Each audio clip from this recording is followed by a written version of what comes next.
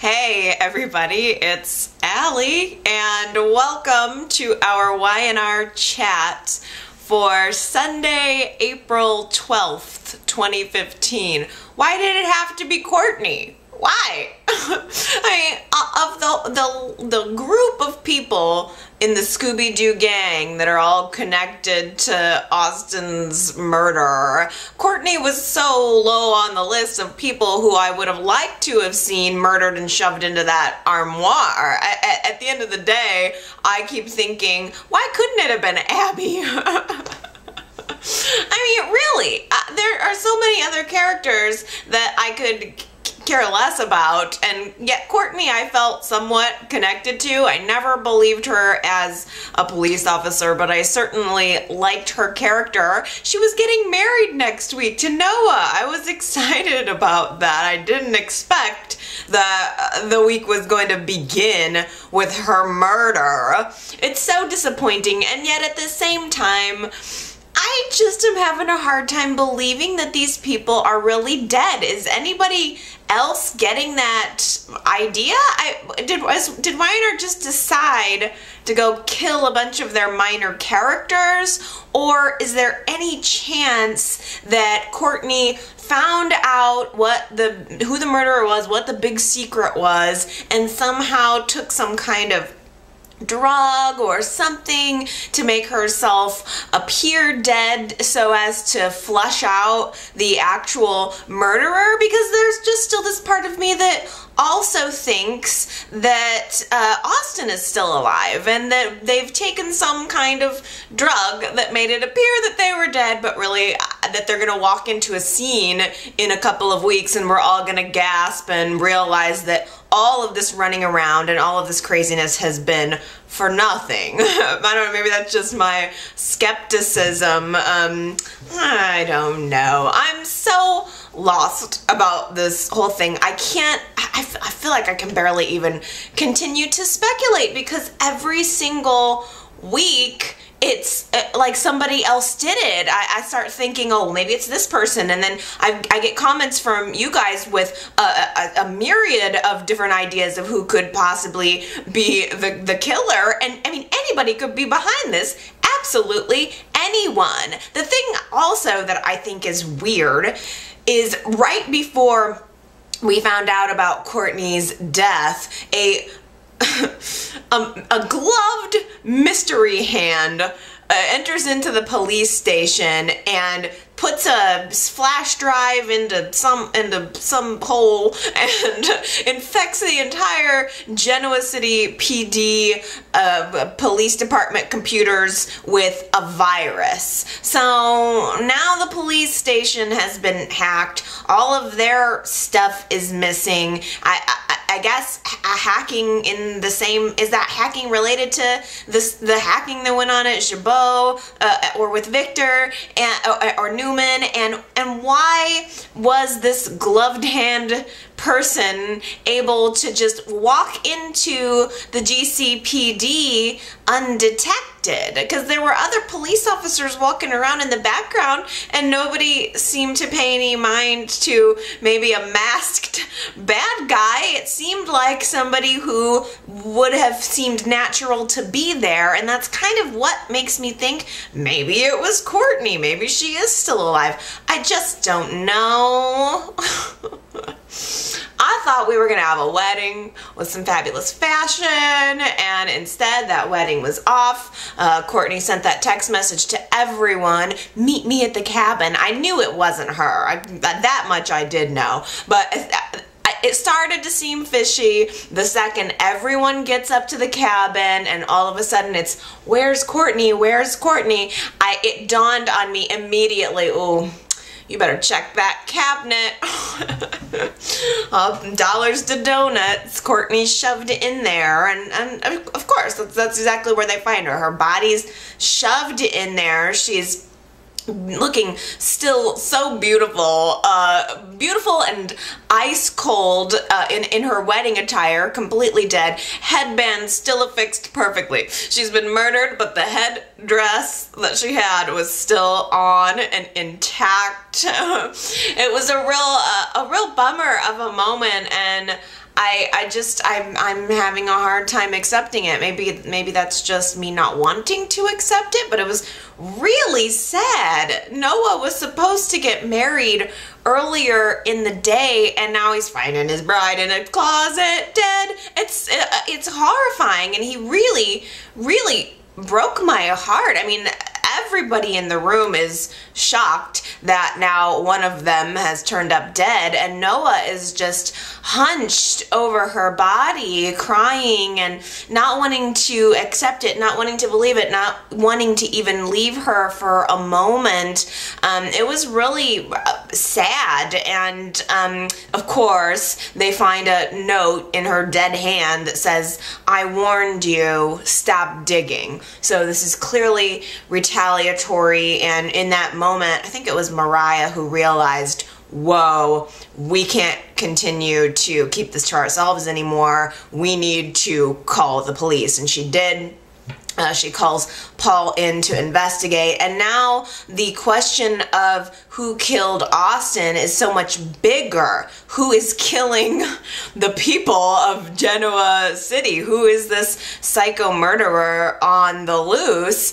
And naturally, of course, the attention is shifting to Sharon. Even Noah, who has been a staunch supporter of Sharon throughout all of this, is now in his own grief sort of letting doubt sink into his mind, and he had to ask Sharon, you know, by any chance, Mom, did you happen to kill my fiance?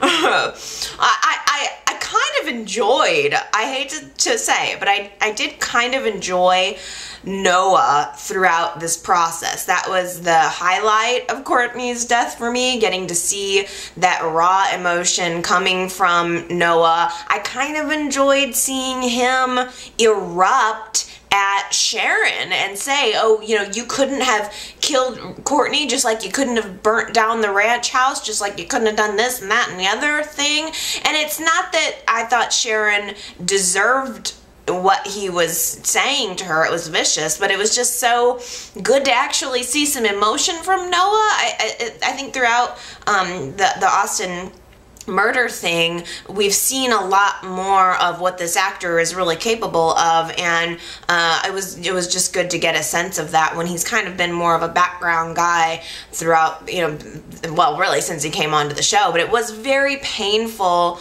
to see Sharon stand there being accused of murder by her own son. My heart did break for her, and it was such a hard moment for their little family unit there. Nick came in. I mean, everybody's trying to comfort Noah, but they take Noah back to Sharon's house, and Nick ended up walking in during Noah's accusations, and he found out the truth about Sharon's interview. And I'm sure that if Sharon ends up implicated legally, whatever, in Austin's murder and or Courtney's murder, I'm sure that Nick will probably be the first one there up on the stand believing it too. I think he's also realizing that, you know, Sharon could be capable of this. But yet there's this part of me that is so annoyed that all of this is leading back to Sharon in any way. Can this woman get a break?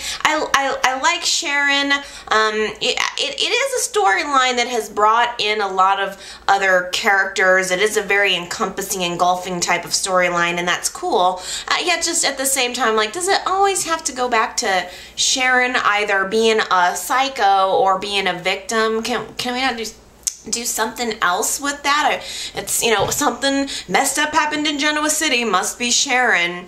Kind of over that. But you know, I guess the good thing about the maybe good thing about Courtney's death was that it finally forced the gang to call in some actual professional help, Paul is now completely apprised of everything that's going on. He goes to the scene of the crime. He's devastated too. Courtney was a member of his team. He's very dedicated to finding out what it was that killed her or who killed her. And he's also feeling very betrayed by the fact that everyone knew Austin was murdered. Nobody bothered to tell him. Nobody bothered to ask for his help. So I'm glad that now Paul is finally involved.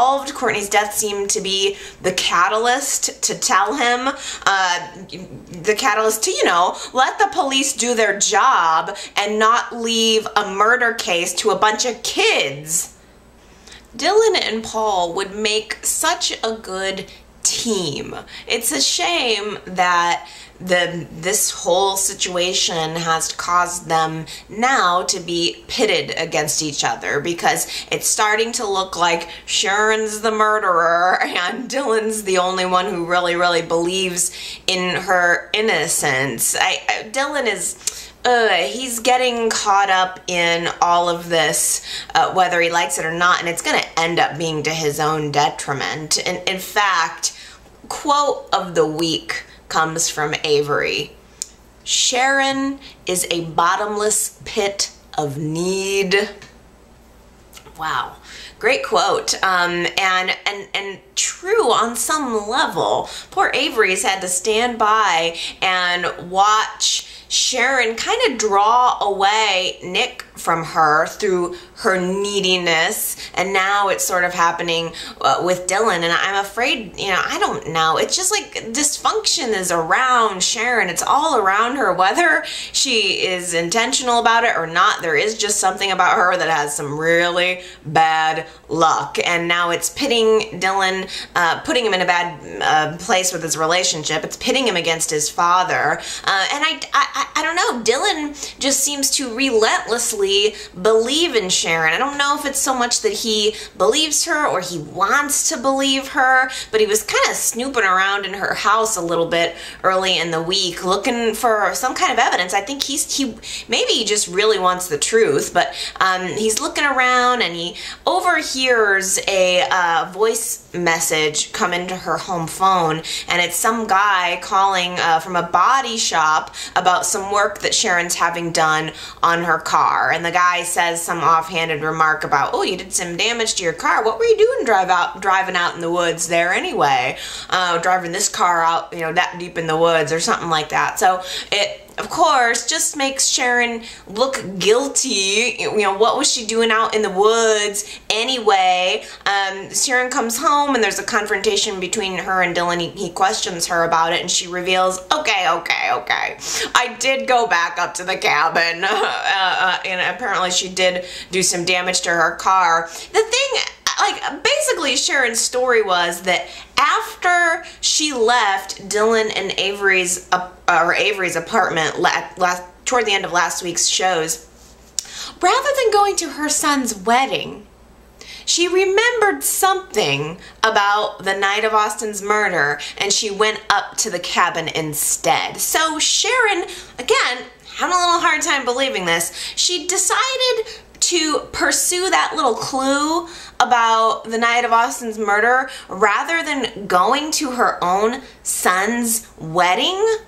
That doesn't make sense to me at all. And now, thinking back on it, Sharon never did end up making it to the park. So she was just going to blow that off to go up into a remote cabin and miss her own son's wedding. I'm sorry, it's just ridiculous. But Sharon remembers that when she was up there on Valentine's night, she saw a car coming toward her, presumably the killer, and something that got thrown out the window of the car. And she tells Dylan all about this, and Dylan, I guess just being a good guy, wanting to be her defender or something, he decides to go up to the cabin and look around on the road, by the side of the road, looking for what it could have been that got thrown out of the window, and sure enough, he finds a tire iron on the side of the road. And, you know, naturally we kind of know that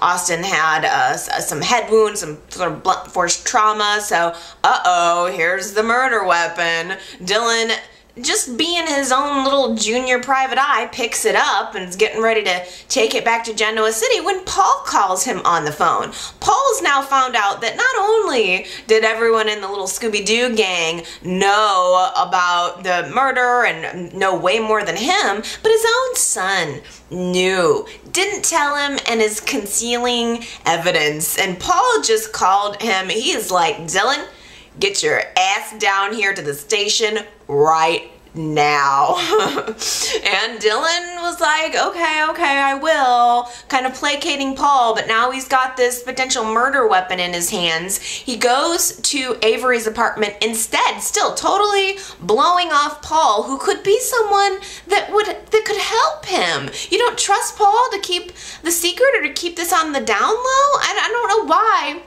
they wouldn't trust Paul to get him involved in the first place, but he goes home to Avery. At first, he looks like he's gonna hide everything because now Sharon has become a problem in their relationship, and he even sneaks the tire iron off into the side of the room, and it looks like he's just gonna continue to protect Sharon, you know, and choosing to do that over his relationship with Avery. Well, Avery needles him about it and says, I want to know what the truth is. You should tell me.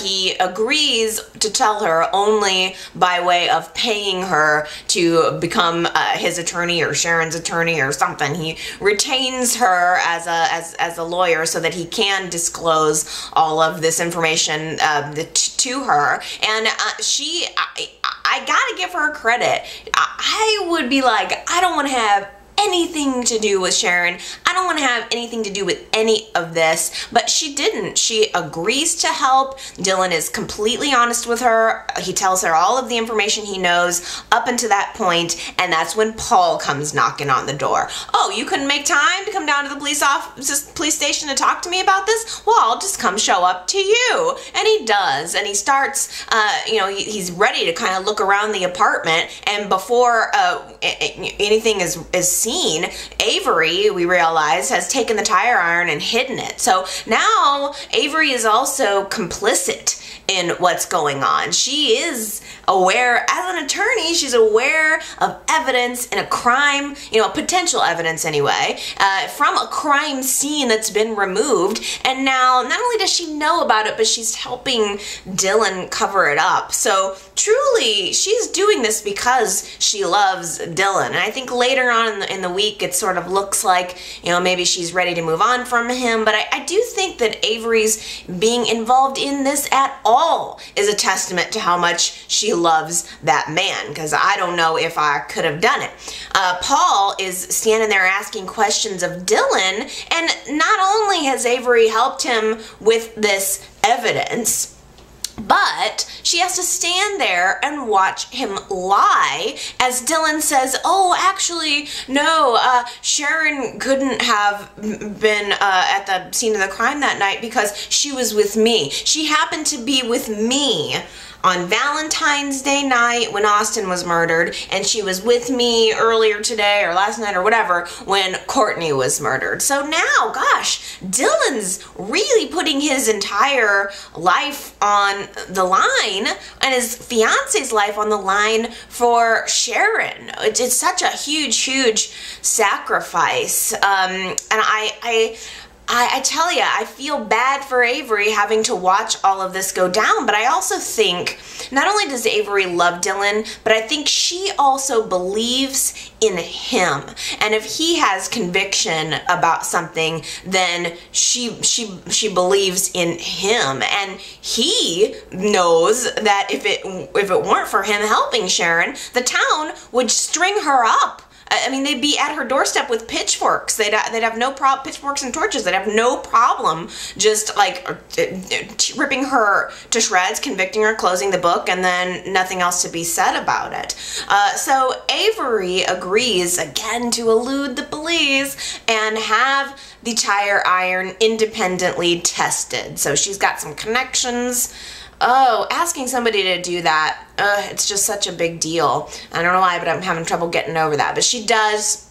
She has this tire iron tested. We don't have the results at this point in the story, but there's sort of an assumption that the tire iron will clear Sharon of any wrongdoing. This is probably the murder weapon, and maybe that will lead them to the killer. And in fact, Dylan goes to Sharon, gives her this news, says, you know, everything's been disclosed to Avery. She's gonna, you know, as an attorney, she's having it tested. This could clear you, but it could also end up making her more of a target. And we see this scene where someone is outside of Sharon's house looking in. So now there's a sense of Sharon definitely didn't do this, but she may be having it pinned on her, and or she may be the next victim. It's so impossible. I mean, you could go through the list of people who might have something to an axe to grind with Sharon. How many people, good Lord, are there who would have an axe to grind with Sharon? So I don't know. I can't even speculate about who it might be. There's been, you know, people, Sharon's now completely on edge thinking she might be the next one. There is this big gala for the Better Days Foundation that's being thrown tonight. They're honoring Avery at this. Dylan should be there with her for this event, and instead he's so focused on Sharon and what's going on with her. And Sharon hears a little rustling in the bushes. Does she call the ranch security? No. She calls Dylan to leave Avery's side and have to go all the way out to the ranch to look around and see if there's anybody out there, which is just so very unnecessary. And I feel like all of this is completely playing to Avery's state of mind. It really speaks to Avery's state of mind right now. Think of what she's sacrificed already. Forget the whole Nick and thing. I mean, because Sharon did interfere very directly in her relationship with Nick. But even just putting that aside, think about what Avery has done up until this point in the story. She has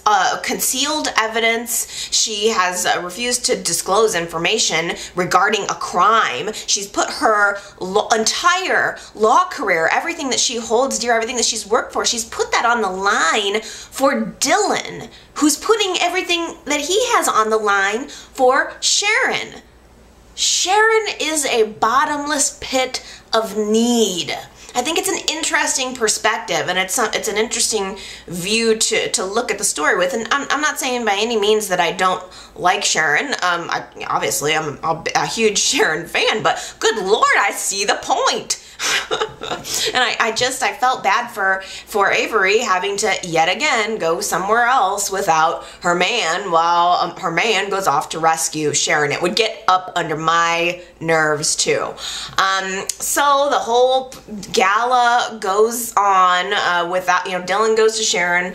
He finds Paul at Sharon's house, and Paul's already sort of sneaking around asking questions. Sharon should have known better to ever give him a cup of coffee. But the gala is going on at the same time. Dylan's completely missing it, while Avery is there giving, you know, accepting her award, giving a speech and talking clearly about Joe, you know, about his experience through, you know, what this foundation is, and not naming him specifically, but just clearly sort of speaking to him, but speaking to the crowd, or speaking about him to the crowd. And it was very heartfelt and very meaningful, and the entire event goes off without a hitch. Joe learns that first, Avery gets the test results back from the lab or whatever it is, and she calls Dylan immediately and tells him, go to my office, they're delivering the results on the tire iron, find out, you know, what the forensic evidence is. Dylan, of course, Dylan and Sharon rush to Avery's office to get the results, flips through them, and realizes the results say it was Austin's blood on the tire iron. Who knows how they were able to match that so quickly and without the police being involved. But also there were Sharon's fingerprints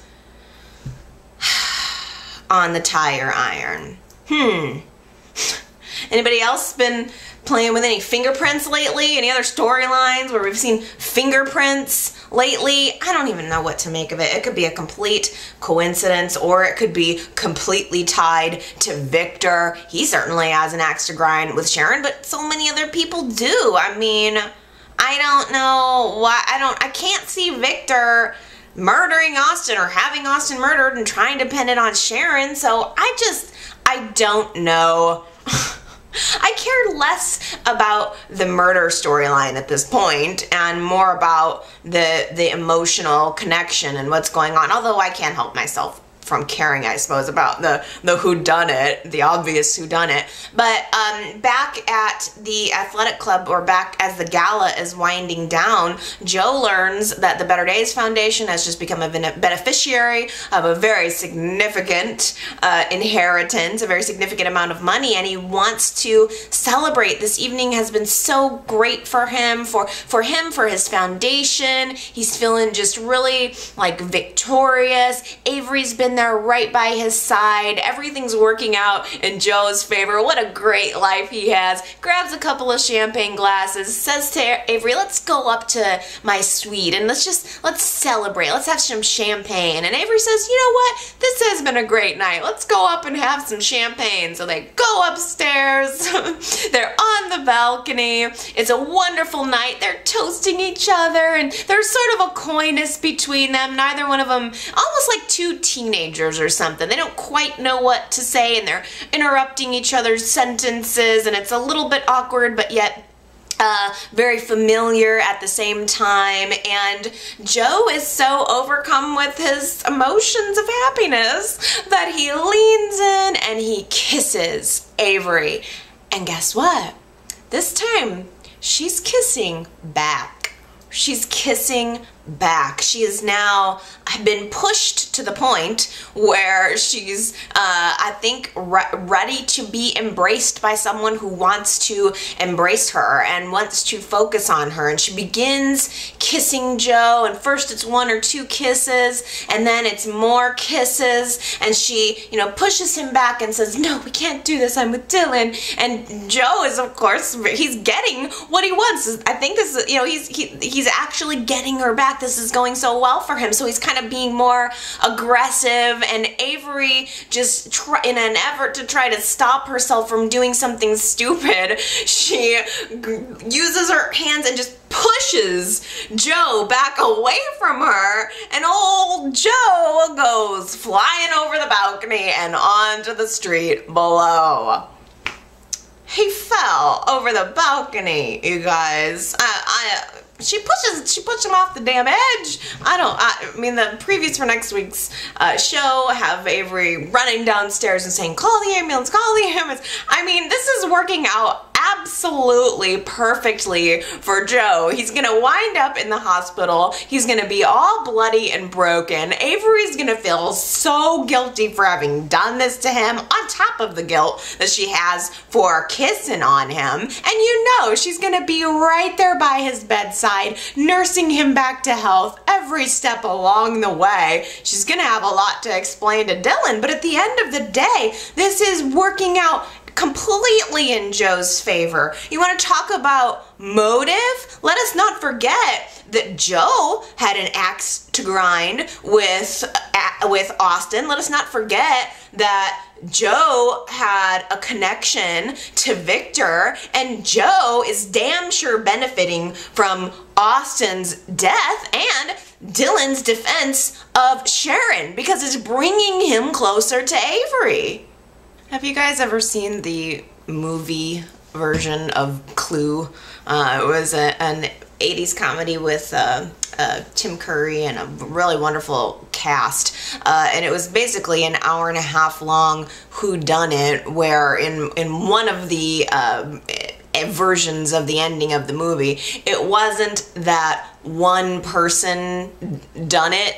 It was that that the different suspects were all responsible for different events throughout the course of the mystery. And I kind of wonder if in the end that's what we're going to see with this Y&R. I wonder if we're going to see, for instance, Phyllis was responsible for the hacking, and Kyle was responsible for the tire iron. We already saw him frame Sharon for with the lipstick. And let's see, Joe was responsible for one thing, or you know what I mean? It's just not necessarily one person. It's a bunch of different people contributing to this, and I still feel like at the end of the day we're gonna see Austin pop out with his camera and say, haha, gotcha. You know, I've been filming this whole thing. I think this mystery person hanging on around the outside is Austin. I don't know. I just don't know.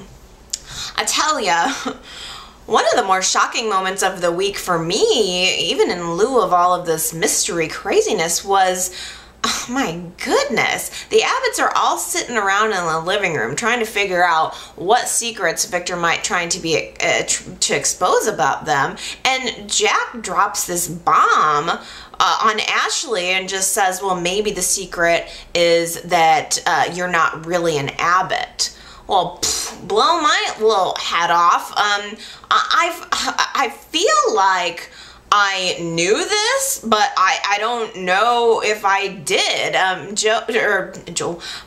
Jack is telling Ashley that maybe the fact that John Abbott was not actually her father is going to somehow be exposed and used against them publicly. Well, I feel like I need a refresher on this. I know that I feel like I knew that Ashley was not really John Abbott's daughter, and I knew that John died actually never knowing that information, that it was something that Ashley found out many years ago, and there was no reason to tell John and rock his world. I would love it if someone could tell me what year that storyline happened, because I have been watching for 20 years, and I don't know if it happened that recently or if it was something that was maybe brought up as a storyline point at some point within the past 20 years. I do remember Dina Mergeron, Ashley's mother, but I think at the point where I was getting to know her, she was coming back onto the scene after she had kind of left and abandoned her family. So yeah, I mean, Jack and Ashley are half brother and sisters, but yeah, John's not really her father. But it just really kind of shocked me that Y&R was bringing this up at this point. I mean, whoa, I mean, are they just digging back into the archives and trying to bring out anything that's remotely shocking? I don't like it. I think of Ashley as Ashley Abbott, and I don't want to think of her as anything else. But I guess it's going to become a plot point, because later at the gala, lots of quips between the Newmans and the Abbotts. Victor is very, very confident that Jack is coming down, and he's trying to be extra pleasant, I think, to compensate for that, but it's coming off as extra arrogant, and Jack is just trying to figure out what it's gonna be, what angle is Victor gonna come from, if not many, and it was very enjoyable. Lots of good dialogue in those gala scenes, but there was one moment where Victor and Ashley are alone together, and he brings up the paternity issue. It's obviously a very deeply disturbing thing for Ashley to have believed that her father for all of her life was John, and then to find out that it was someone else, and then to think that someone she loved and was married to and trusted would drag that out into the public in order to destroy their family's company. And I think that that Victor would certainly do that. And he is very, I don't even know why Ashley is constantly giving Victor it's almost like there was this in the scene where Jack was talking to Ashley about it. She said something to the effect of, Victor would never do that to me. He respects me too much. Well, wait a minute. He respects you too much to tell everybody about your paternity, but he at the same time stole the formula that you were working on. He bugged your office and stole it right from under you. That's not respect. Why do you give this man as much credence as you do? I don't know why she talked to him even for a little bit at that gala, but Victor was really driving that point home. I think he knows where his enemy's weaknesses are, and he really tries to dig in on it, and he made some good points, I have to say, to Ashley about her relationship with Jack and about her relationship within Jabot, within the company. And he said, you know, why is Jack making you prove yourself with this Hex, you know, perfume? Why is he making you prove yourself with this in order to become CEO? Shouldn't that really be your birthright, unless Jack doesn't really look at you like an Abbott? And I think that got inside of her head. And frankly, Victor also kept prodding and saying, and why do you think that Jack is trying so hard to get Kyle involved in the company now? All week we've seen Jack pushing Kyle a little bit to get him to come into Jabot and work his business magic. And is it because he wants to appoint Kyle in a higher position than Ashley, which would be such a slap in the face? So there is a question of whether Jack could be trying to bypass Ashley altogether, or if, who knows, if Victor's having some kind of hand in that. I'm so confused still. Jack has been getting these phone calls this week, these mystery phone calls that somebody's calling him and then hanging up and not saying anything, and meanwhile we've got Victor still talking to whoever person that he's talking to and conspiring with. And he did say something like, we're going to take down Jack and that whole family, and we're going to reposition the power structure so that we're at the top of it, you and I. And whoever it is on the other end of that with Victor is completely getting smoke blown up their butt, because Victor doesn't play partner with anyone. Whoever it is, you can expect to get zero. Once Victor accomplishes whatever he wants to accomplish, he's going to leave you with absolutely nothing, and he's going to take all the goods for himself. But the interesting part between that conversation with mystery person is that Victor catches wind of these hang-up phone calls that Jack is getting, and so Victor makes his own secret hang-up phone call to his conspirator and says, "Are you making these calls to Jack?"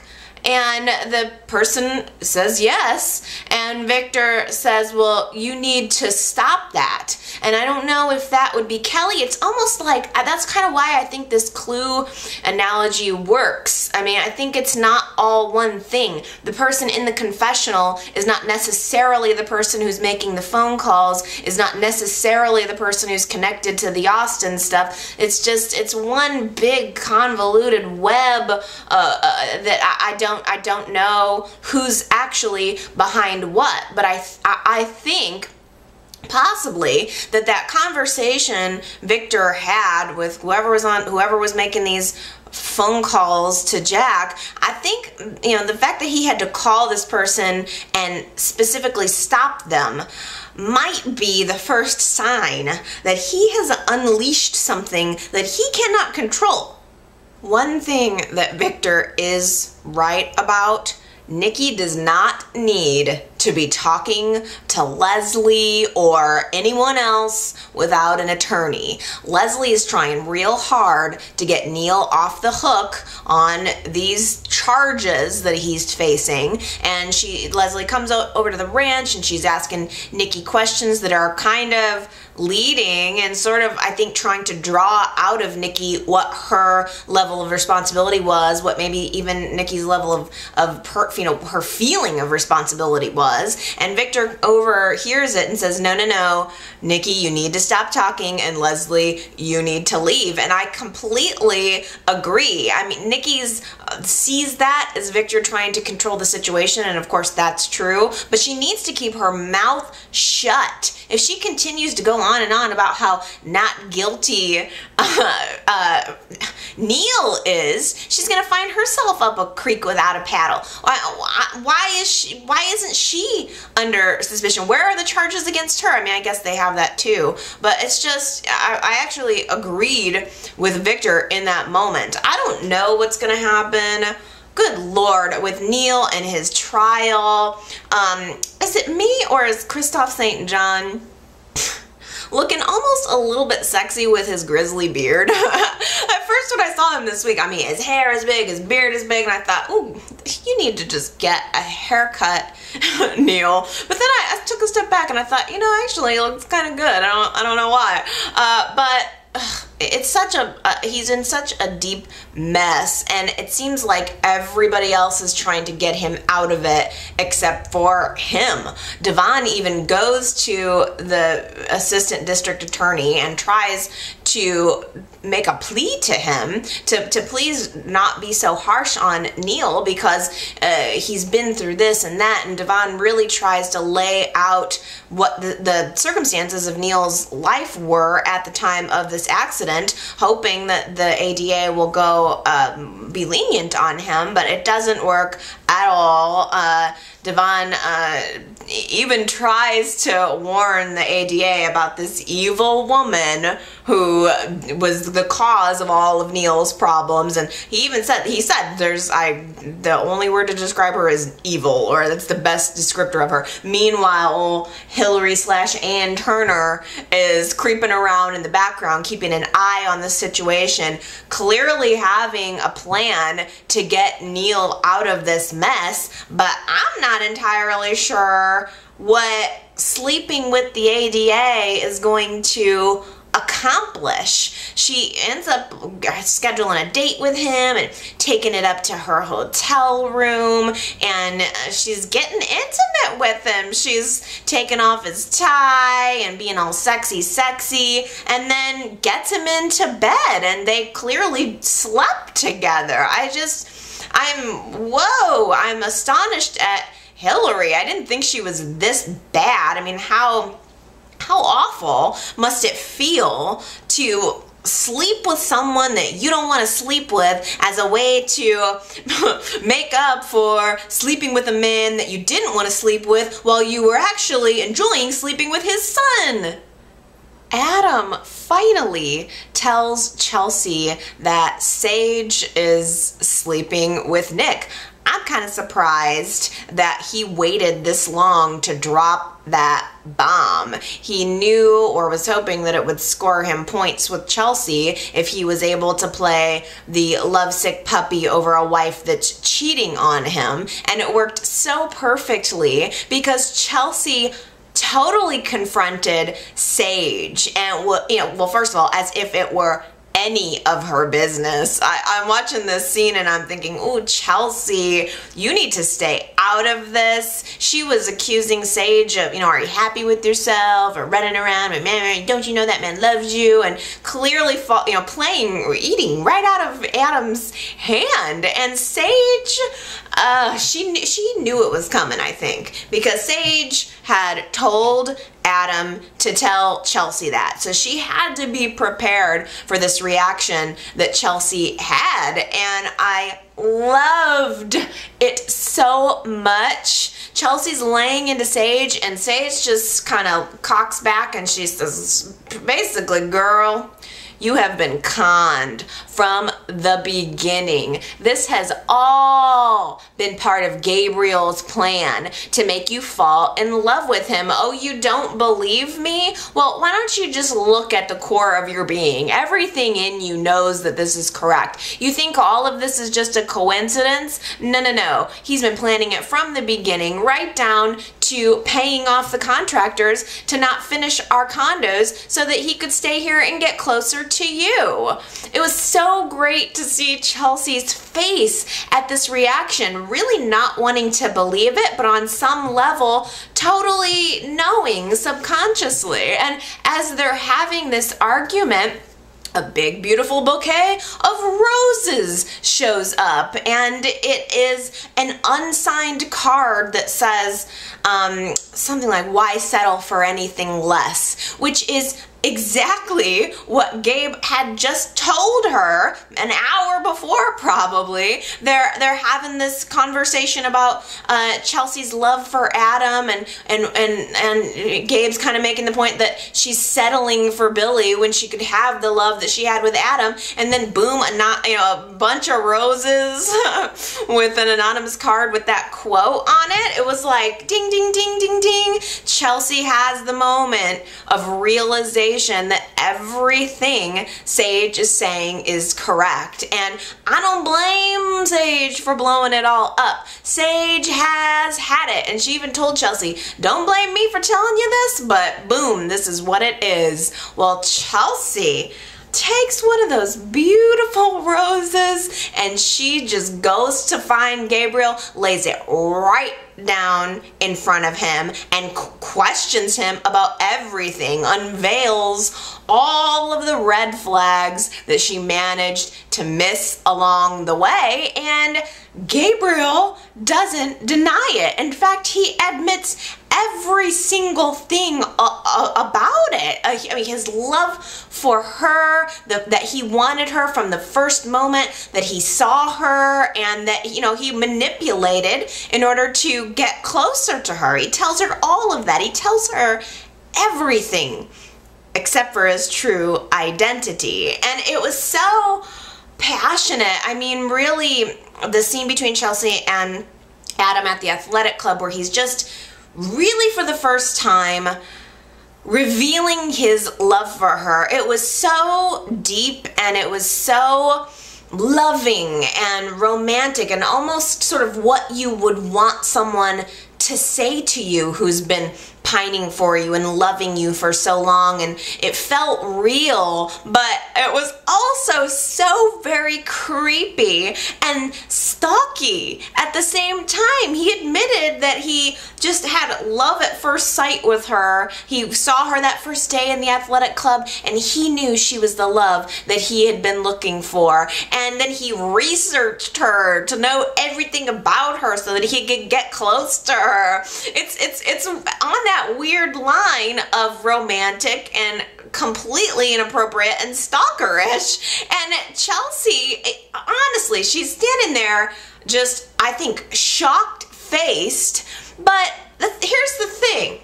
If Chelsea didn't already love Gabriel, she would have thrown a drink in his face, smacked him, and walked away. But she didn't.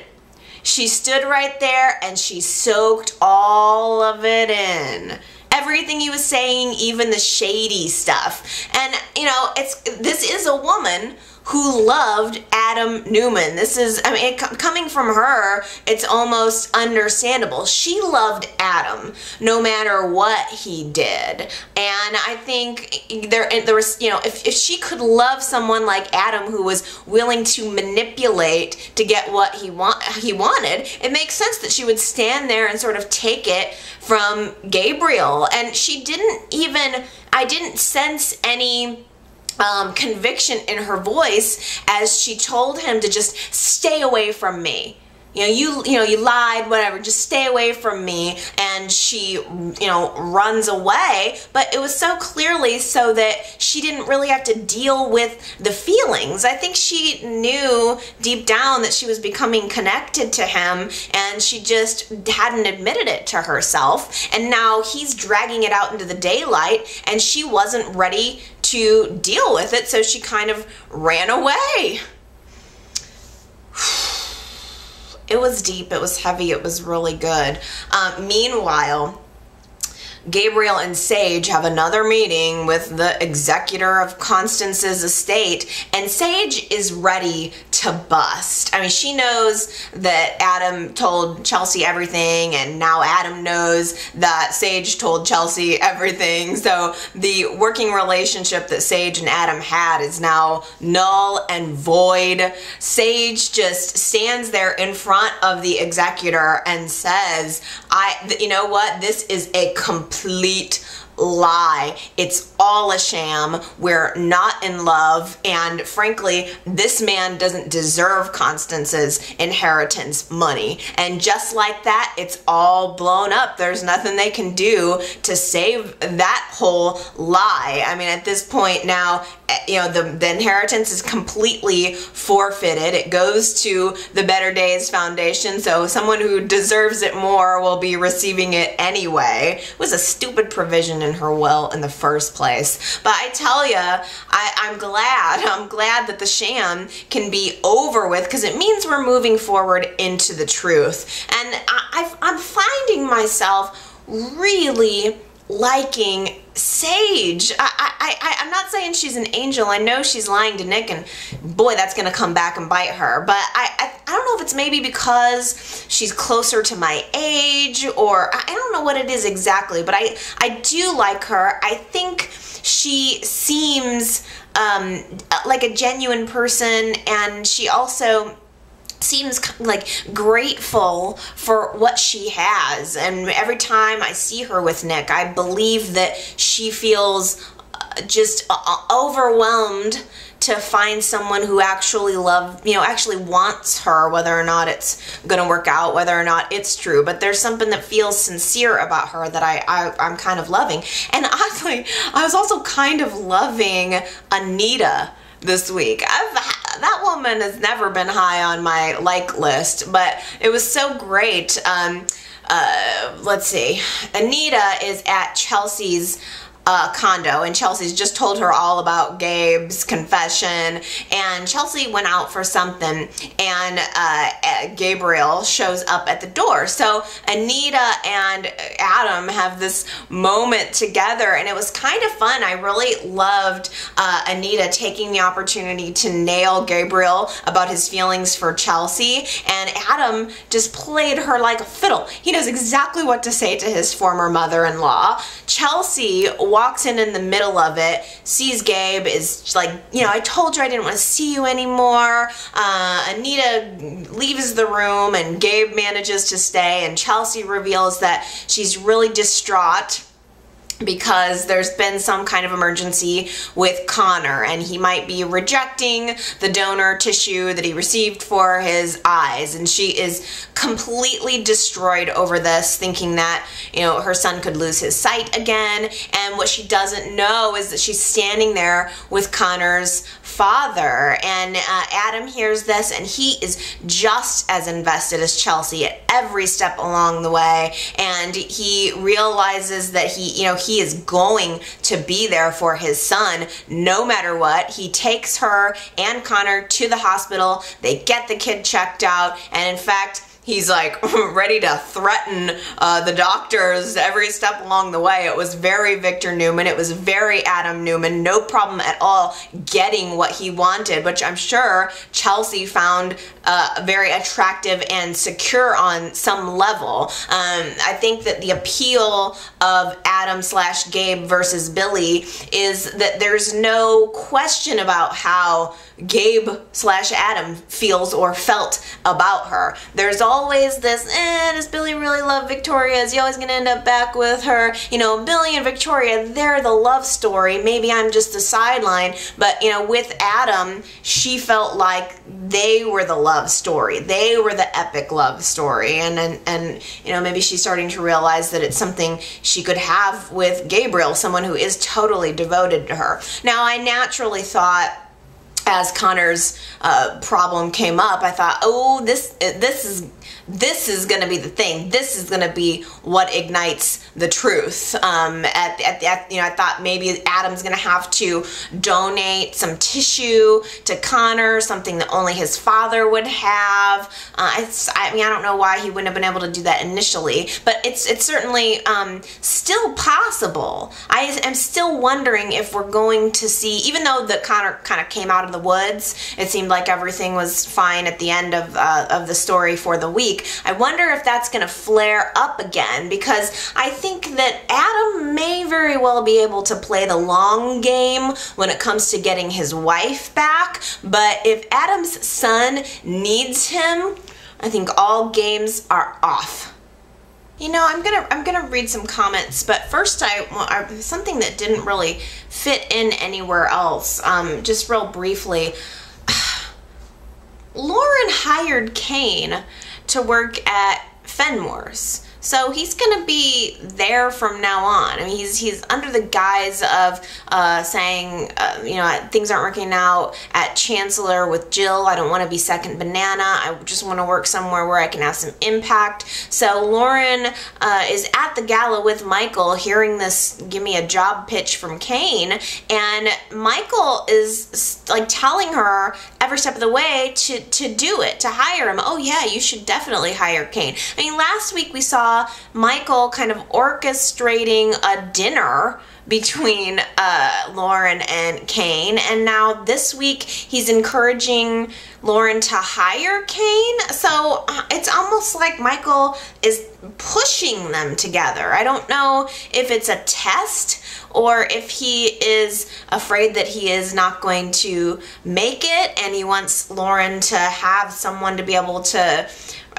replace him or something. I'm not sure what's going through that man's mind. That was a little bit surprising. Okay, how about some comments?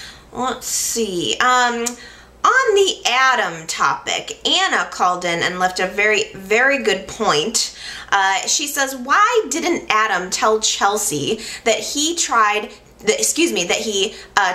to save her dying husband? That would have been the perfect way to score points. And that really, that kind of dawned on me when you said that, Anna, because it would have made perfect sense. You know, at the point where, she, you know, in the athletic club where she's confronting Gabriel, she even said, you know, did you know my husband? Because that was a little piece of information that Sage had dropped on her. Did you know Adam?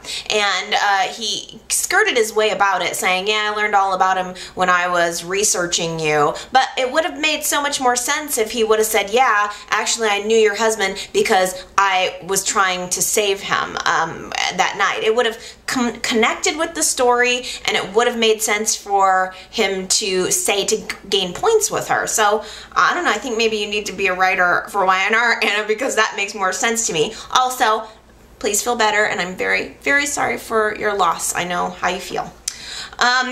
Let's see, how about another storyline that I couldn't quite place anywhere else? So I think this is a good place to put it. Nita C on YouTube says, Abby could hire a team of bodyguards. She does not need Stitch. Now, I think that's a really good point, and we saw this week throughout the process of the mystery, we're seeing Stitch and Abby becoming closer and closer, and we're seeing Stitch and Victoria pulling further and further apart. Ashley had kind of questioned Stitch about his feelings for Abby, and he admitted as much that he really has started to care about her, and then there was a follow-up scene where he and Victoria run into one another, and there's a hug that's very awkward, and it's just clear that Victoria no longer has any idea what's going on in her man's life. She didn't even know that he wasn't able to go to pick up Kelly's ashes because they were going to the wedding. She didn't know about Courtney's death, and Victoria's been cut completely out of the loop on this, and he's becoming closer and closer with Abby, which I think they're a weird couple. The only thing I could think is that YNR's trying to move it toward a Stitch, Ashley, Abby triangle, but for me there's just no connection between Stitch and Abby. I mean, I just would rather see Stitch with someone more mature. I don't know if we're ever really going to be able to work Abby out of this sort of girlish, ditzy, blonde thing that she's in right now without a complete recast. I mean, Abby's not mature, and I kind of would rather see Stitch with someone mature. I can't remember who was saying something about the fact that Stitch just hasn't fit into this whole Scooby-Doo storyline at all. He's just so much older than these kids, and same thing with Kevin. Kevin's so much older than these college-age kids. It's just sort of an odd coupling. I don't know.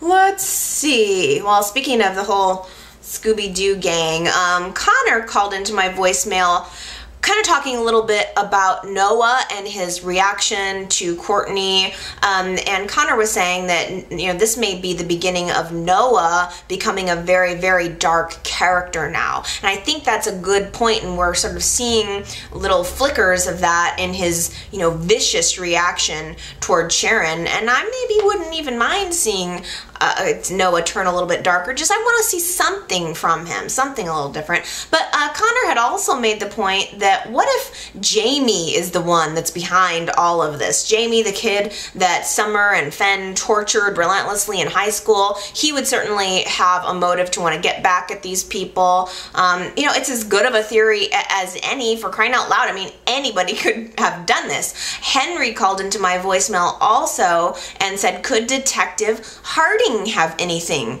to do with this? Detective Harding had implied that he was infatuated with Courtney at one point, so could he be involved in it? Another very good point, another very good possibility. And I think I almost got the impression that from that whole just brief little thing between Detective Harding and Courtney, I almost got the impression that he knew something else about her, that he was aware of a background or a past that she had. I don't know at all if YNR would dig back into that just little seed, or if they're just blowing right past that or not. But again, it just feels like one of those things where multiple people could be responsible for many of these pieces of this puzzle. Let's see. Gary called into my voicemail with a very good point about Neil. Gary says, what is the case against Neil? What is the charge? He wasn't drunk driving. He wasn't even driving the car. So again, I must know this answer. What are the charges against Neil? Grabbing a wheel and reckless endangerment? I mean, is that it? And if that's the case, is it really something you're gonna go to prison for? To be, let's be honest. I mean, a lot of times, you know, quote unquote lesser charges, you maybe do time served, or you know, it's not a life sentence in jail for grabbing a wheel and causing an accident. And I mean, you can't. There's not really. Is there really even a manslaughter charge for a woman who lost her baby? Like, are they charging some kind of for the loss of the baby, or are they charging Neil based on the injury to Christine, or what is the charge? What are the charges against Nikki? This is all so vague. Man, I hope they get to that. Really good point. Beatrice had called into my voicemail talking about something I had mentioned last week. I think it was because somebody else mentioned it to me about, is there any chance that Sage could be this Sandra girl that had the accident with Nick? And Beatrice was saying, you know, there's something familiar about Sage, but I don't think she's the girl from Nick's past. And I kind of am starting to think that she's not either. I'm wondering if the whole swimming pool thing, Olympic diver thing, I just wonder if that was sort of a plot device. I don't know now if we're going to see that with Sage, because I just get the impression that she really loves him, she really wants him, and we don't know a whole lot about her past, but I would think that maybe I would sense something like she was working him at least a little bit, but then again, who knows, they could switch that around and make it the truth on a dime. Why not? Bobby Thompson on Facebook says, ooh, we're getting closer. Victor was on the phone with his mystery co-conspirator, and he said, we're going to change the hierarchy of the Abbott family, and then we'll be at the top. So how is this person related to the Abbotts? Could whoever Victor's be working with be Ashley's real father? Could it be Ashley's real mother? Is she alive? Very interesting point that I would not have thought of. I like that. I like the idea that what we may be looking at is possibly Ashley's real father wanting to get himself a piece of the whole Abbott fortune, and maybe somehow Victor manipulating him to get it to happen. But you also bring up a good point about Ashley's mother, Dina. I don't think she's dead. I think she's alive, right? Please correct me if I'm wrong. I think she kind of split split the scene, she basically abandoned her family and left John to raise all the kids. I know she had a lot of problems. I didn't watch her in her original run. I watched her, I think they brought her back for a while in the 90s. But to the best of my knowledge, I believe she is still alive. So we'll see. I mean, again, it could be anybody. It's all speculation. But I'll end on this point from Bobby, because this made me laugh a lot. Bobby says, also, did you see Nick grab Sage's ass during the lovemaking scene? Josh Morrow sure takes his love scenes seriously. Oh, yes, I did, Bobby. Yes, I did. The love scene between Nick and Sage, I really enjoyed. I thought it was very passionate. I was in it all the way, and you better believe I saw him grab her ass. And I honestly watched it and thought, did anybody else see that? I thought, like, am I alone in the room? Because he really it's the moment before he pushes her down on the bed and he really goes in for an ass grab, and that tickled me endlessly, because I can almost see Joshua Morrow being like, well, I mean, I'm a method actor, I gotta get into the scene. Okay, you guys, that'll do it for me for this week. What are your thoughts? Good Lord, there are so many theories. I can't even possibly read them all. I mean, I've heard so many different things of who could be behind this or that. Please, feel free to let them fly, because you never know. One of them might be the truth. One of them might stick. I guess one of the beauty parts of the storyline is everybody's got theory. And who knows, none of us are right in the end. I don't know. But please, go ahead, leave me comments. Let me know what you're thinking. You can, if you're watching this as a video, you can leave comments on YouTube.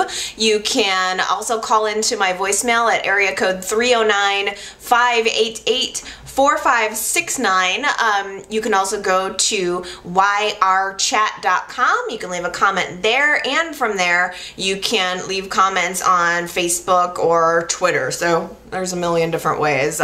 Feel free to use whichever way works best for you.